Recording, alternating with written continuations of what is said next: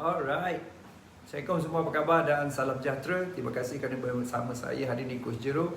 Dan saya tahu tiba-tiba saya live dan tiba-tiba saya juga bagi tahu pada anda iaitu saya dah ke udara dan tak pernah buat macam ni. Dia macam you anggaplah perkongsian santai dan pada masa sama juga perkongsian yang secara langsung dan tak langsung lah. Jadi malam ni sebenarnya ada berita yang dinamakan sebagai NFP ataupun kerja kadar pekerjaan bukan sektor perladangan. Kapannya ladang farm, seperti dia panggil non-farm payroll. Kan, jadi pada yang siapa, apa khabar Adam, apa khabar? Jadi pada yang siapa yang macam apa tu, ngam-ngam habis swimming. Wah, Adam ni macam swimming apa tu. Jadi pada yang sebenarnya yang memulakan lah, dan terutamanya yang baru masuk dalam forex trading ni, you kena tahu NFP adalah berita yang penting setiap bulan. Terutamanya dalam keadaan ekonomi yang teruk. Kan, kalau ekonomi tak teruk tak apa, kan ekonomi yang teruk. Jadi itu yang utama yang kita kena faham dan juga macam mana untuk kita lihat dari segi penggunaan dan juga kefahaman tertentu. Okey. So jadi antara perkara yang saya nak you nampak ialah mengenai kefahaman ni lah. Sebab saya rasa ini perkara yang penting. Kan, contohnya sekarang ni lah kita masih menganggap bullish untuk Euro USD. Kan, maknanya bull run masih running. Kita juga masih lagi bullish untuk semua besi, kan, platinum, palladium, kan, copper, silver, emas dan sebagainya. Salam G Sofri, lama G Sofri antara yang terlama, welcome. Siapa tu, Mihan? Welcome Mihan, apa khabar? Jadi saya dapati ini satu yang mesti kita lihat dari segi jangka masa panjang dan jangka pendek, kan. Terutama malam ni, kan, apa pandangan you pasal NFP malam ni? Jadi saya berpendapatlah satu perkara yang paling penting untuk kita lihat dan juga kita faham, iaitu mengenai kefahaman tertentu. Kan, macam mana sebenarnya dari segi kita ni untuk boleh buat, kan, keuntungan.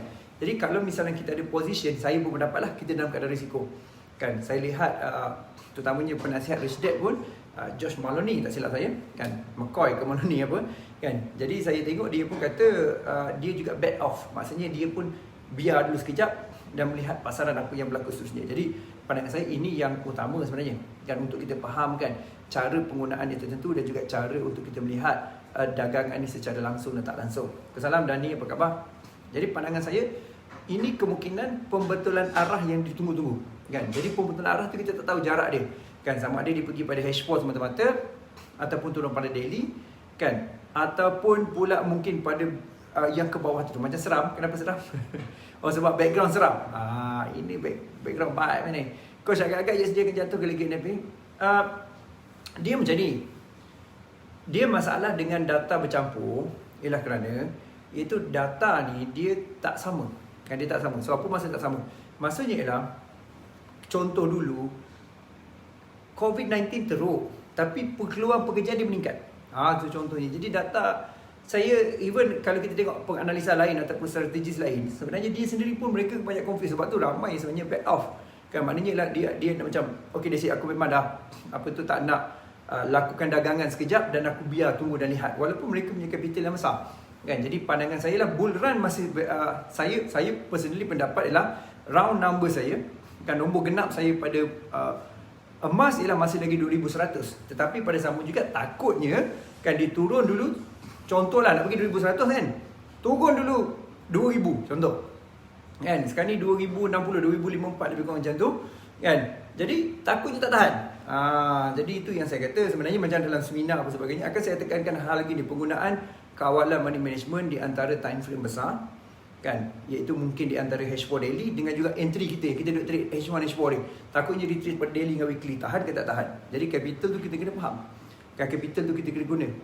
Jadi itu saya kata, saya berpendapatlah kita mesti faham apakah cara ni, kan, apakah cara dia khususnya untuk melihat pasaran macam ni, kan. Saya ambil masa sekejap je, tak lama, saya nak berkongsi pada you, iaitu apakah konsep-konsep yang kita boleh gunakan secara langsung dan tak langsung dari segi dagangan khususnya. Jadi saya harap you boleh nampaklah benda macam ni. Jangan semata-mata ialah kita nampak benda tu terlalu singkat. Maksudnya ialah lantaklah P lah, kalau margin okey ataupun kita sanggup risk tolerance tinggi, tak ada masalah. Takutnya risk tolerance kita tidak tinggi, kan.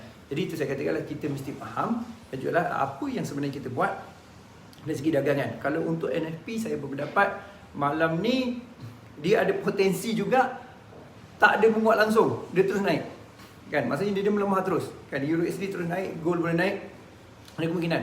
Ada kemungkinan juga dia boleh spike atas bawah dulu, lepas tu baru dia mencari arah. Jadi kemungkinan tu terlalu tinggi. So bila kita sebut kemungkinan terlalu tinggi, maksudnya lah kita sendiri kena faham lah apa benda sebenarnya yang kita nak ambil, dan juga apa benda sebenarnya yang kita nak dagangkan dari segi konsep kita, apa yang kita ada pada diri kita untuk membolehkan kita trading, dan juga kita jelas kan dari segi dagangan. Kan itu yang saya rasa ialah perkara yang paling penting untuk kita faham masa ke masa kan, macam mana cara dagangan kita dan cara kita berdagang khususnya. Okay, so pada you nampak macam mana, apa yang you nampak dan juga apa yang you rasa boleh lakukan dagangan dari segi kesedaran. Apa yang you nampak pada you macam mana, kan apa pandangan you kan? Pada saya ialah straightforward macam tu. Saya sengajalah nak buat macam ni sebab kita sebenarnya satu sudut lah, kita nak membincangkan setiap hari kan, kalau boleh ada satu sesi macam ni, iaitu kita nak tengok dari segi posisi hari tu kan, posisi hari tu dan juga posisi yang sebenarnya kita nak ambil kan. Kita nak lihat okey, posisi hari ni apa kita nak ambil dan apa sebenarnya yang kita nak ambil seterusnya. Jadi itu yang saya berpendapat lah cara yang sesuai untuk kita lihat dari segi dagangan untuk melihat ke sini kan. Dia kata gotik, tema kita gotik. Ya, sebab kain hitam lampu biru. Gotik. Kan mungkin boleh tukar color yang sesuai lah. Tapi pada masa bukan saya nak nampak iaitu memahami macam mana kaitan dia dan juga melihat dari segi dagangan secara langsung dan juga tak langsung. Kan itu yang saya rasa perkara yang paling penting. Sebab kalau kita tak faham, sebenarnya dia boleh membahayakan kita. Tak faham tu bukan dari segi ahli tuju, sebab ahli tuju confirm USD melemah kan sehingga sekurang-kurangnya 6-12 bulan. Yang tak faham itu kita punya dagangan. Yang kita punya dagangan. Maksudnya dagangan kita tak tahu macam mana nak buat. Okay? Adam kata style coach background dekat mana ni? Ini background dekat dalam office ni. One Bow pasang. Jadi saya pakai lah. Saya pakai. Kalau tidak dia jadi wasted. Okay? Dari segi geopolitik USD makin lemah. Trump asyik gaduh je. Ya. Dia macam ni.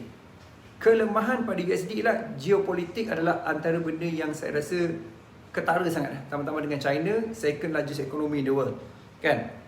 Nombor 2 ialah kadar monetary policy dia. Maknanya negative interest rate. Negative interest rate ni pun satu benda masalah yang utama. Yang ketiga, apa yang berlaku ialah tak ada persetujuan di antara Demokrat dengan Republican. Kan? Jadi ini yang satu benda yang kita kena jelas lah. Lepas tu yang ketiga ialah kena melihat dari segi dagangan kan. Dari segi dagangan tu maksudnya kita kena tahu dari segi dagangan kita macam mana kita nak ambil dagangan dari segi entry dan sebagainya. So kita kena faham lah apakah strategi kita. Jadi kalau melihat keseluruhan data ni, memang data dia melemah USD walaupun macam mana pun. Cuma mungkin malam ni keluar data kuat sikit, dia buat pembetulan arah. Jadi pembetulan arah dia takut kuat sangat sampai kita tak tentu arah. Pasalnya margin kita mungkin tak sesuai ataupun margin kita mungkin tak kena. Jadi US payroll memang dalam fokus dan kita dalam market Eropah lagi, tapi pada saat kita juga kena tengok macam mana cara yang sesuai untuk melihat benda-benda tertentu. Alright? So short saja, tapi pada saat saya nak kongsikan pada you, ini mungkin yang perlu dalam perhatian. Okay? So jumpa lagi insyaAllah. Malam ni juga saya akan live dan kita akan jumpa untuk sesi-sesi akan datang. Saya just shortcut untuk share pada you. Mungkin ada beberapa benda yang boleh saya kongsikan dan juga mungkin juga kita boleh discuss masa ke masa.